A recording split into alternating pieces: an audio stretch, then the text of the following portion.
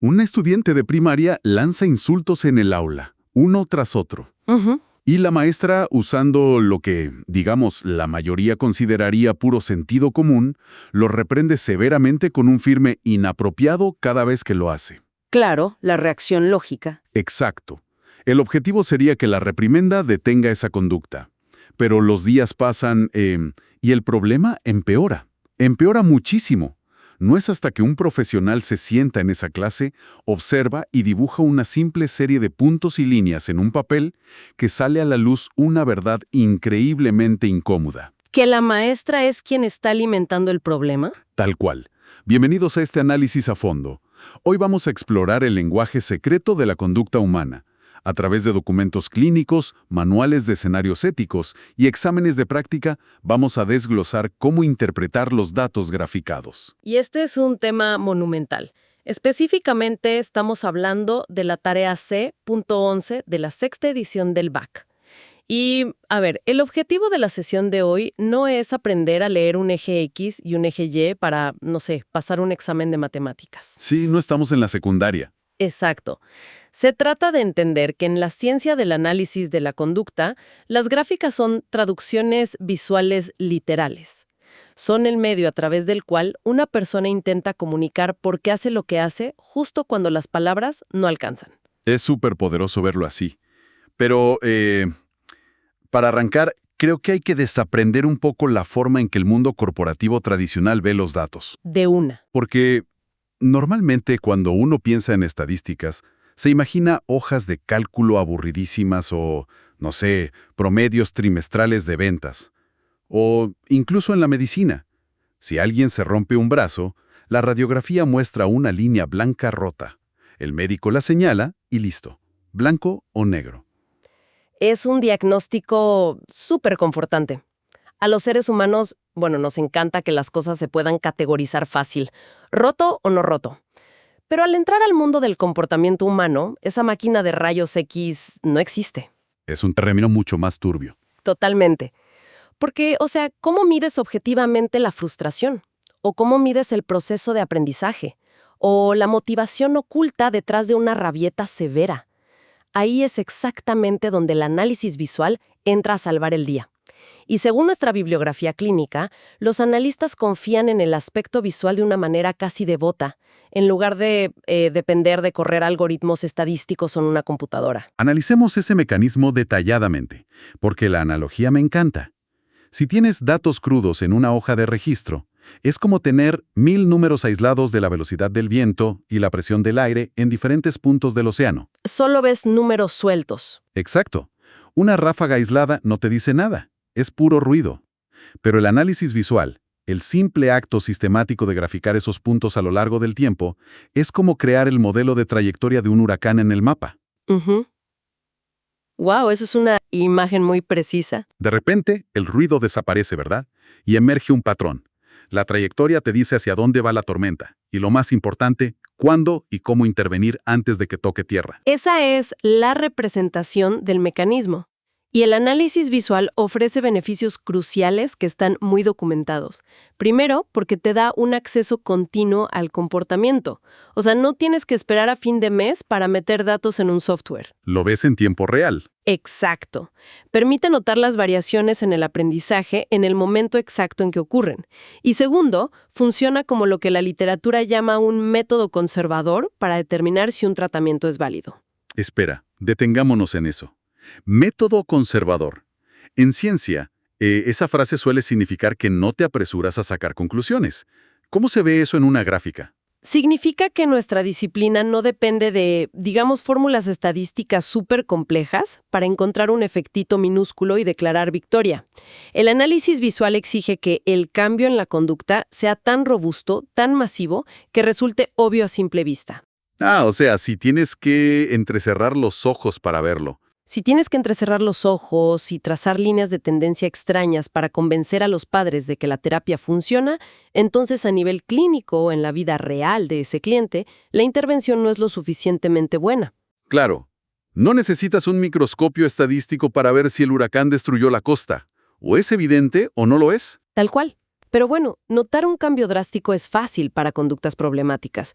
El reto es cuando queremos ver la construcción de una habilidad a largo plazo. Y ahí es donde una gráfica de barras normal muchas veces se queda corta.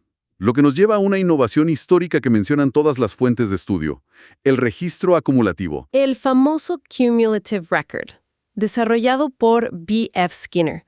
Este es probablemente uno de los conceptos más elegantes y más evaluados para quienes buscan certificar.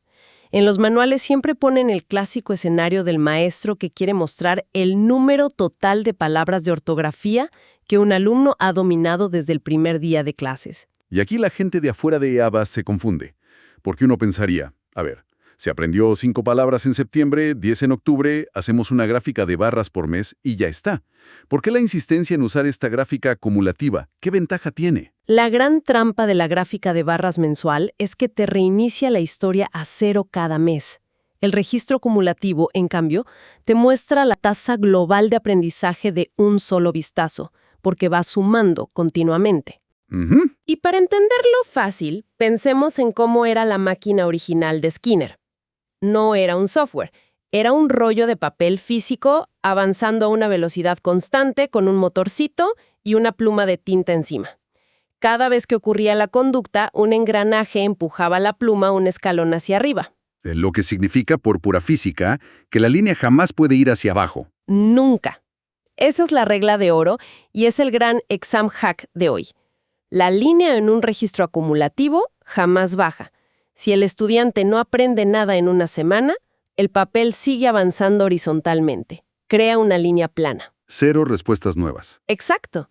Pero si tiene una semana brillante y aprende rapidísimo, los empujes constantes hacen que la línea suba en una pendiente casi vertical. Entender esa maquinita física hace que todo encaje perfecto. Y revisando las guías, hay un patrón fascinante. Cuando alguien está bajo un programa de reforzamiento de intervalo fijo, o sea, cuando la recompensa solo aparece después de un tiempo estricto y predecible, la gráfica dibuja algo rarísimo. Lo llaman efecto festoneado, como unas conchas de más repetidas. El famosísimo scallop de intervalo fijo. Y la razón por la que pasa es un secreto profundo de la psicología humana. Pensemos en una experiencia universal. Estudiar para un examen final que sabes que es en exactamente un mes. El terror de todos. El día 1, después de que anuncian el examen, la conducta de estudiar es nula. En la gráfica acumulativa, eso es una línea plana. Sí, nadie abre un libro el día 1. Pero conforme pasan las semanas, la ansiedad sube y los libros se abren de golpe. La línea sube en una curva súper empinada justo antes del examen. Entregas la prueba, el intervalo se reinicia, la conducta cae a 0 y la línea se aplana otra vez. Literalmente es la procrastinación cuantificada en tinta. Es hermoso y terrible a la vez. Es la anticipación humana en estado puro. Es asombroso ver un rasgo tan complejo en una simple curva. Pero bueno, ya vimos cómo visualizar el aprendizaje. Ahora, el análisis visual se vuelve un asunto crítico, de vida o muerte casi, cuando intentamos diagnosticar un problema severo. ¿Cómo usamos una gráfica para descubrir el porqué de una conducta destructiva? Entramos al terreno del análisis funcional. Las guías ilustran esto maravillosamente con el caso clínico de Anatoly. Él es un paciente que exhibe conductas autolesivas severas. Se hace daño a sí mismo. Exacto. SIB por sus siglas en inglés. Self-Injurious Behavior.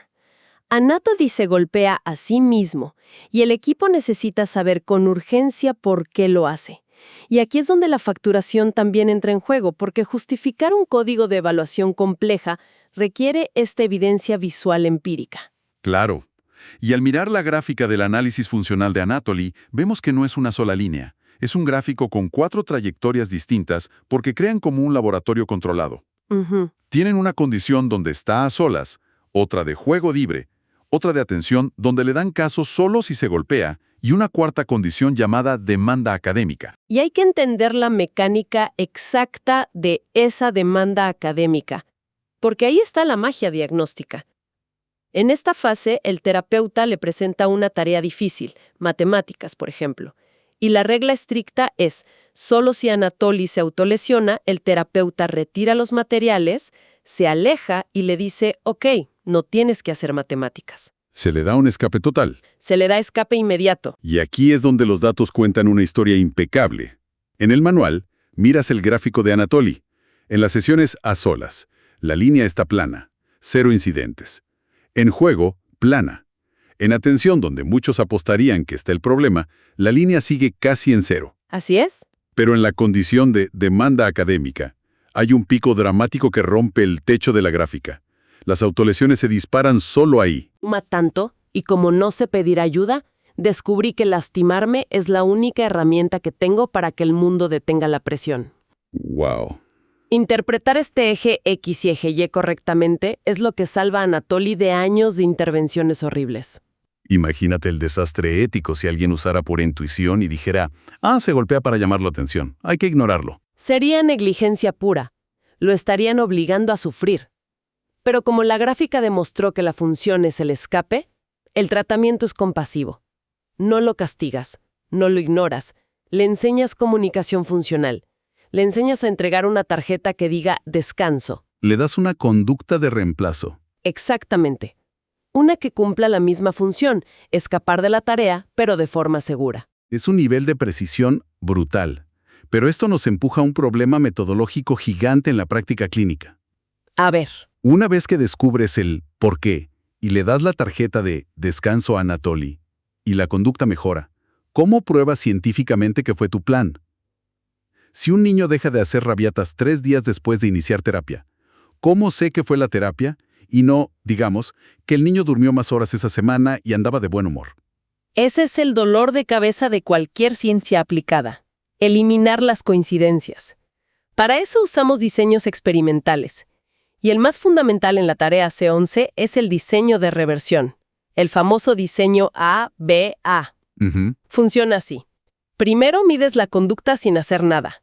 Esa es la línea base, la letra A. Registrar el caos natural, digamos, sin intervenir. Correcto. Luego introduces tu terapia, la fase de tratamiento, letra B. Si el plan es bueno, la gráfica muestra una mejoría hermosa. Pero, para responder a tu pregunta de las coincidencias, el diseño exige algo contraintuitivo. Tienes que retirar tu intervención temporalmente, regresando a la línea base, la segunda fase A. A ver, espera. Esto éticamente me hace muchísimo ruido. Lo sé. Si tenemos a un individuo con conductas severas, le damos terapia, mejora. ¿Me estás diciendo que deliberadamente le quitamos la terapia para ver si empeora y vuelve a lastimarse? Suena súper cruel. ¿Cómo justifican las fuentes someter a un cliente a eso solo por tener un gráfico bonito? Es la objeción ética número 1. Y la justificación técnica es que esta retirada es un sondeo temporal muy controlado. Su único propósito es confirmar el control experimental. Si quitas la terapia y la conducta empeora inmediatamente, acabas de descartar la teoría de que el niño durmió mejor. Demuestras que tu intervención es la que manda. Sigue sonando durísimo para la familia. Y lo es. Pero la alternativa es peor. Imagina mantener a un individuo en una terapia súper invasiva, costosa y limitante durante 3 años, creyendo que funciona, cuando en realidad fue un factor temporal que desapareció solo. Probar la causalidad los protege. Ahora, los manuales son clarísimos en algo. ¿Qué cosa? Si la conducta es peligrosa o mortal, un diseño de reversión es éticamente inaceptable. Punto. Ahí tienes que usar otros métodos visuales. Qué alivio escuchar eso. Y hablando de otros métodos, las fuentes mencionan el diseño de tratamientos alternos. Y los ejemplos que dan son geniales. Enseñar habilidades de vida diaria, como lavarse los dientes o atarse los zapatos. Ese diseño es mi favorito para individualizar el aprendizaje. En lugar de probar una sola cosa, comparas rápidamente varios métodos a la vez. Claro. Es como la analogía que usamos antes. Es como hacer una prueba de sabor a ciegas en un supermercado. Le das a probar a alguien 2 marcas de refresco, alternando los vasitos, y dejas que su paladar decida sin sesgos de etiquetas. Exacto. Aquí dejas que la gráfica decida. El lunes usas instrucción verbal para atar los zapatos. El martes le pones un video en una tablet. Miércoles verbal, jueves video. Y gráficas ambas líneas. Y la gráfica te habla. Si la línea de instrucción por video sube rapidísimo hacia la independencia y la verbal se queda en el fondo, el cerebro del estudiante te está diciendo visualmente, necesito apoyo visual, las palabras largas me confunden. Es hermoso porque previene que el profesional imponga su propio ego. Tal vez al maestro le encanta dar sermones, pero la gráfica le dice, tus sermones no sirven con este chico. Y eso nos lleva a la sección final, que es la más fuerte, la ética de no ignorar la gráfica. Totalmente, porque hemos hablado de diseños y tendencias, pero ¿qué pasa cuando el comportamiento documentado desafía nuestras creencias y los propios profesionales o las familias se niegan a aceptar los datos? Ahí el código de ética de la BACB es un muro de contención. Las normativas sobre la toma de decisiones son no negociables. Mirar las gráficas no es un trámite administrativo.